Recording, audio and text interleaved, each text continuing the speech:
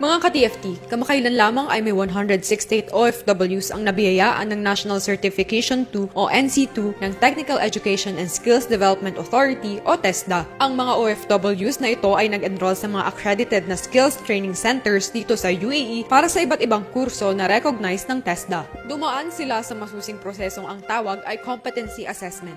Nagsimula ang mga TESDA on-site competency assessments noong 2014. Marami na rin ang nakapasa at nakapag-level up na. Ilan sa mga kurso ay caregiving, massage therapy, electrical installation and maintenance, visual graphic and design, bookkeeping, hair and makeup, bartending, customer and events management services, at food and beverage services.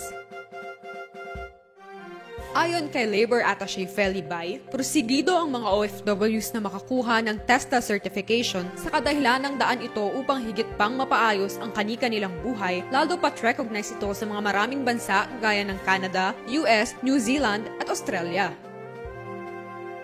Sinisikap ng Philippine Embassy at Consulate dito sa UAE na makapag-schedule ng mas marami pang on-site TESDA competency assessment ngayong taon at inaasahan ding lalaki pa ang bilang ng mga OFWs na kukuha nito. Kasama ka na ba doon, ka-TFT? Para sa TFT Newsbreak, Haydesel Serrano nag-uulat.